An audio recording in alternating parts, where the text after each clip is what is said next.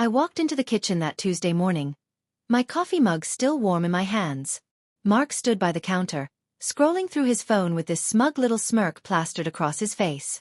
Something about his expression made my stomach tighten. "What?" I asked, trying to sound casual. He glanced up, eyes gleaming with satisfaction. "Oh, I took care of that silly email for you. The one from that tech company recruiter." My heart dropped. "What do you mean, took care of it?" He shrugged, turning back to his phone. "Deleted it. You don't need that kind of stress, Em. Besides," he leaned in closer, his voice dropping to that condescending tone I'd grown to hate. "Stay in your lane. I'm the provider here." The words hung in the air like poison. I stood frozen, coffee forgotten, as the weight of what he'd just admitted crashed over me. I rushed to my laptop the moment Mark left for work. My hands shook as I opened my email, frantically searching the inbox, then the trash folder. Nothing. Absolutely nothing from Tech Vision Solutions. My chest tightened. He deleted it completely, even emptied the trash. This wasn't just interference. This was calculated control, the kind that made my skin crawl. I sat back, staring at the empty screen, feeling smaller than I had in years. Then I noticed it, one unread message in my secondary folder, the one I'd created months ago for job searches. My breath caught. Subject line, "Following up on our offer, Emily." The recruiter had sent a second email. Mark didn't know about my backup account. I clicked it open, relief flooding through me as I read Daniel Chen's polite follow-up, wondering if I'd received their initial offer. My fingers flew across the keyboard. I apologized for the delay, keeping my explanation vague, just saying I'd had technical difficulties. I sent it from my secret email account, the one I'd opened after Mark, accidentally, deleted my LinkedIn profile last year. Within minutes, my phone buzzed. Daniel had replied already. "No problem at all, Emily. Actually, I'd love to meet you in person if you're available. Would tomorrow work? I could come to you." I read the message 3 times, my heart pounding. Someone wanted to meet me. Someone valued what I could offer. I typed back quickly. "Tomorrow works. 2 p.m. His response was immediate. "Perfect. See you then." I closed my laptop, a tiny smile forming. Mark didn't know it yet, but something had shifted inside me. That evening, Mark came home carrying takeout, his mood cheerful. Over dinner, I mentioned the deleted email casually, testing the waters. His face darkened immediately. "You're imagining things, Em. I was trying to help you. You always overreact." "I'm not imagining anything. You admitted you deleted it this morning." He set down his fork, sighing dramatically. "You're being selfish. I work 60 hours a week to support us, and you want to throw that away for some fantasy career? Grow up." The words stung, but something inside me stayed cold and clear.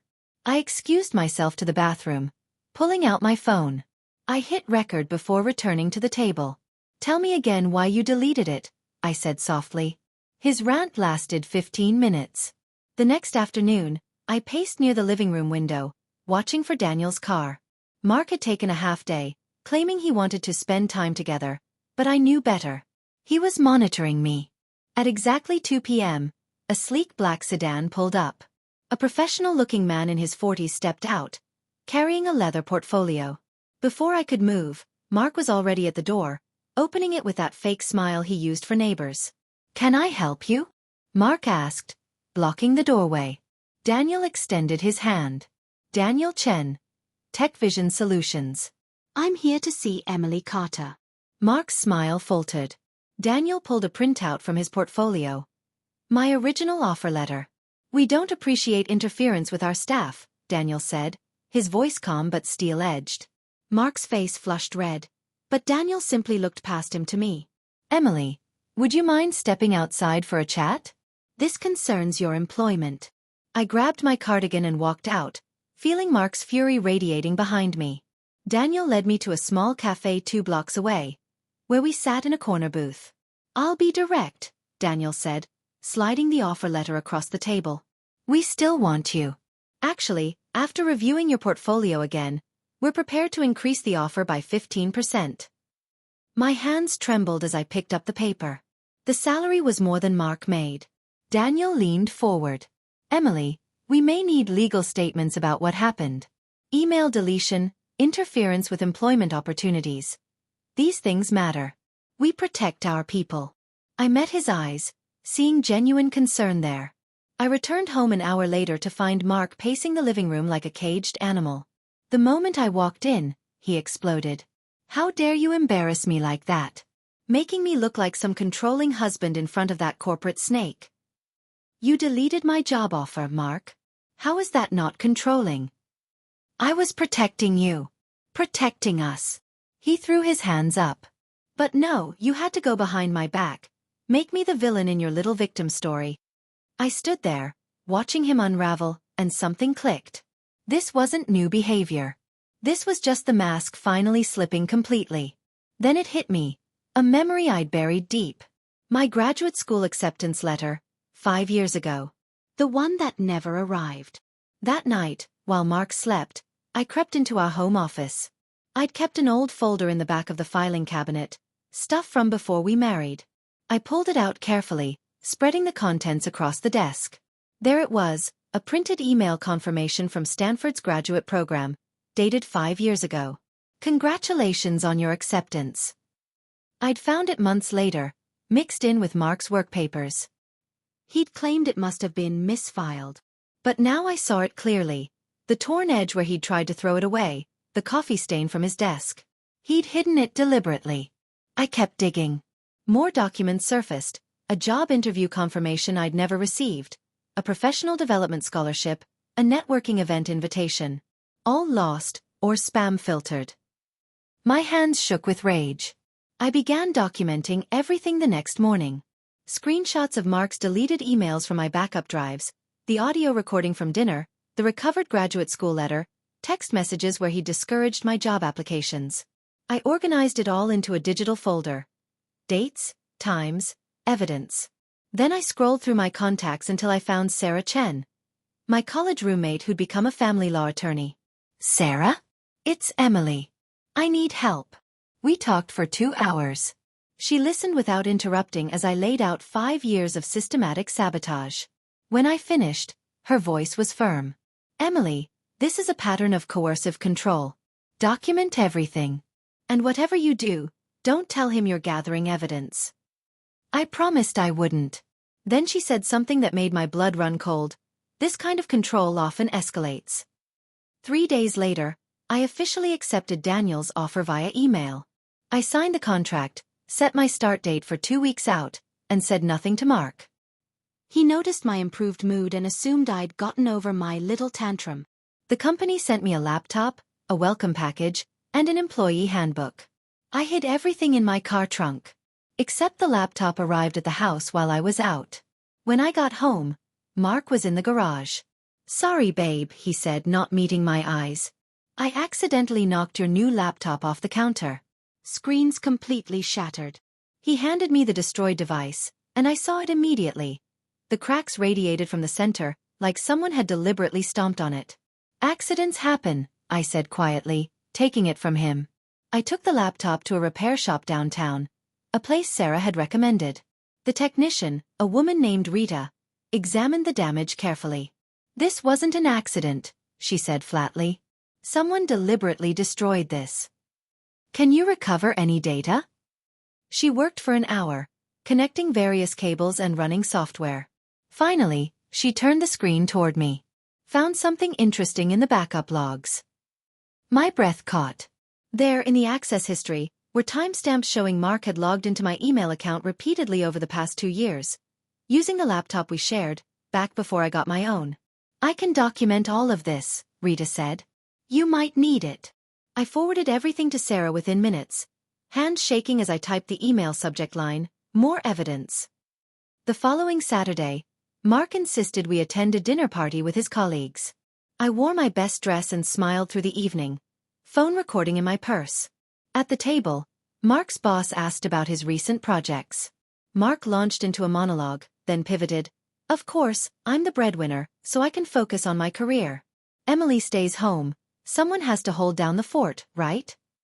He chuckled. These women chasing careers, they don't realize what they're sacrificing. I kept my face neutral, taking a sip of water. But across the table, Mark's boss, Patricia Morrison, caught my eye. Her expression had shifted from polite to distinctly uncomfortable. Later, she approached me in the kitchen. "Emily, are you working anywhere currently?" "Actually, I just accepted a position at Tech Vision Solutions." Her eyebrows rose. "Really? That's impressive." My first day at Tech Vision was everything I dreamed of. Modern office, supportive team, actual respect for my ideas. Daniel stopped by my desk mid-morning with coffee. "Settling in okay? Better than okay." He pulled up a chair, lowering his voice. "Emily, our legal team wants to talk to you. They've been reviewing what happened with the deleted email and broken laptop. They want to protect your identity while investigating potential interference." My heart raced. "Why would they do that?" Daniel hesitated, then said quietly, "Because your husband once applied to work here. 5 years ago." The room seemed to tilt. "What happened?" "He was rejected. For misconduct discovered during the background check." Daniel met my eyes. "We thought you should know." I spent my lunch break in Daniel's office, learning the full story. Mark had applied for a senior management position at Tech Vision years ago, right around the time my Stanford acceptance arrived. During his background check, they discovered he'd lied about previous employment, inflated his credentials, and had multiple complaints from female colleagues at his former job about inappropriate behavior. Tech Vision rejected him immediately. He'd sent angry emails afterward, threatening to sue, calling the company corrupt. He couldn't handle his wife working at the place that rejected him, Daniel said gently. "Emily, this isn't just about control. This is revenge." I sat back, the pieces finally clicking together. My graduate school acceptance, my job offers, every opportunity. He destroyed them all because he couldn't stand the thought of me succeeding where he'd failed. Mark started showing up near my workplace. The first time, I spotted him across the street at lunch, half hidden behind a newspaper like some cartoon spy. The second time, he was photographing me as I walked with Daniel to a client meeting. I pulled out my phone and took pictures of him taking pictures of me. Then I walked straight up to him. "What are you doing, Mark?" He stammered something about being in the neighborhood, but his face was red with guilt. I returned to Daniel, who'd watched the whole exchange. Back at my desk, I emailed the photos to myself with the subject line "Evidence, Day 6. Then I forwarded them to Sarah. She called immediately. "Emily, this is stalking. You need to start thinking about your safety." That night, Mark was waiting when I got home. His face was twisted with rage, a half-empty whiskey glass on the table beside him. "Having fun with your new boyfriend?" "He's my colleague, Mark. My boss." He stood abruptly, and a glass tumbler flew past my head, shattering against the wall behind me. "Don't lie to me." I grabbed my purse and locked myself in the guest bedroom, heart hammering. Through the door, I could hear him pacing, muttering. I pulled out my phone with shaking hands. I opened the voice recorder app and whispered, "Record," setting it on the nightstand. Then I called Sarah, speaking loudly enough for the phone to catch everything Mark was shouting through the door. She stayed on the line with me for 2 hours, until his rage finally subsided. The next morning, while Mark was in the shower, I quietly packed a suitcase. Essential documents went into a folder: birth certificate, passport, banking information. I'd already opened a new account last week and had my paycheck deposited there. I hid the suitcase in my car trunk, beneath some old blankets. Then I transferred my important files to a secure cloud drive, one Mark didn't know about. I was heading out when I saw it, an envelope on my desk, unsealed. Inside was a typed letter of resignation from Tech Vision Solutions, dated today, with a signature that looked remarkably like mine. My blood turned to ice. I grabbed the letter and drove straight to the office, 20 minutes early. I burst into HR with the forged letter. Margaret, the HR director, took one look at my face and ushered me into her office. "He resigned on my behalf," I said, my voice shaking. "From my email account." Margaret pulled up my employee file on her computer. "We received this at 6:47 a.m. She showed me the screen, the resignation email, sent from my company address. "I didn't send that. Check the login location." She typed rapidly, her expression darkening. This was sent from an IP address that's not yours. It's registered to. She paused. Does your husband work at Donovan and Associates? My stomach dropped. His company's IP address. Daniel appeared in the doorway. Margaret, we need corporate legal. Now. Sarah arrived at my office within the hour, briefcase in hand. We sat in a conference room with Daniel and Margaret, mapping out strategy. You need one more piece of solid evidence, Sarah said. Something indisputable. A confession. How am I supposed to get that? Do what you've been doing. Record everything. But this time, push him to admit specifics. The deleted email, the forged resignation, the email hacking. Daniel leaned forward. Emily, we're behind you on this. TechVision doesn't tolerate interference with our employees. That night, I drove home with my phone fully charged, voice recorder tested and ready. I rehearsed what I'd say, how I'd stay calm, how I'd make him feel comfortable enough to boast about his cleverness. I parked in the driveway, took a deep breath, and walked inside. Mark was in the living room. Laptop open. I set my bag down carefully, phone recording in my cardigan pocket. We need to talk about the resignation letter, I said quietly. He didn't look up. What about it? You sent it. From my email. Using your work computer. He finally glanced at me, smirking. Prove it. I don't have to. The IP address proves it. His confidence flickered. So what? You were going to quit anyway. I just expedited things. And the original job offer? The one you deleted. He laughed. Actually laughed. That was for your own good, Em. You're not cut out for that world. What about breaking my laptop? Accidents happen. His smirk widened. Face it. No one's gonna believe you over me. I'm the successful one. You're just the wife who couldn't handle reality. My pocket felt warm where the phone rested, its red recording light hidden but blinking steadily. I had everything. I sent the recording to Sarah before I even left the room. By morning, she'd forwarded it to TechVision's legal team and filed a formal complaint with Mark's employer. The response was swift. By noon, Mark's company suspended him pending investigation for cyber interference and potential criminal hacking. TechVision's legal team sent a cease and desist letter. My phone buzzed constantly. Sarah with updates, Daniel checking in, Margaret from HR offering support. Within 48 hours, word had spread through Mark's professional network. Someone leaked the story to an industry forum. By Friday, Mark had been quietly blacklisted. No company wanted to touch someone who'd hacked his wife's email and forged resignation letters. I came home to find him sitting in the dark, staring at nothing. They fired me, he whispered. Because of you. I didn't respond. I just picked up my already packed suitcase and walked out. I needed people to know this wasn't isolated. That night, I posted my story anonymously on a professional women's forum, detailing everything. The sabotage, the control, the systematic destruction of opportunities. The post went viral overnight. Thousands of comments poured in, women sharing similar stories. Husbands who lost job offers, partners who sabotaged interviews, boyfriends who deleted important emails. A reporter from Tech Industry Weekly reached out, asking for an interview. Your story is resonating with people. Would you be willing to go public? I thought about it, really thought about it. Then I remembered Patricia Morrison's uncomfortable expression at that dinner party, Daniel's unwavering support, Sarah's fierce advocacy.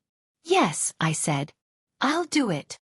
The article ran the following week, The Silent Sabotage. How Career Control Devastates Women in Tech. I filed for divorce on a Tuesday.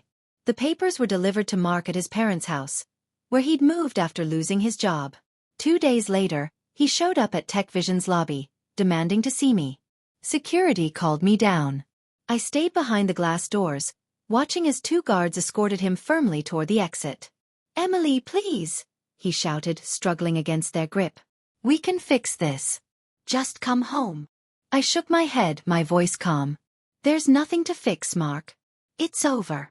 As they pushed him through the doors, he twisted back, his face contorted with rage. You'll regret this. You hear me? You'll regret everything. The doors closed. I turned and walked back to the elevator, breathing steadily. Daniel appeared beside me. You okay? I nodded. I'm better than okay. A month later, I stood backstage at the Women in Tech conference, smoothing my dress. Daniel had invited me to speak, and I'd agreed despite my nerves. 300 women filled the auditorium. I walked onto the stage, gripping the microphone. My name is Emily Carter, and I'm here to tell you about the cost of silence. For 20 minutes, I shared my story. The deleted emails, the forged documents, the systematic sabotage. I talked about reclaiming my voice, about the power of documentation, about refusing to accept diminishment. The audience was silent, hanging on every word. As I reached my conclusion, I scanned the crowd and froze. There in the back row sat Mark, disheveled, hollow-eyed, watching me with an expression I couldn't read.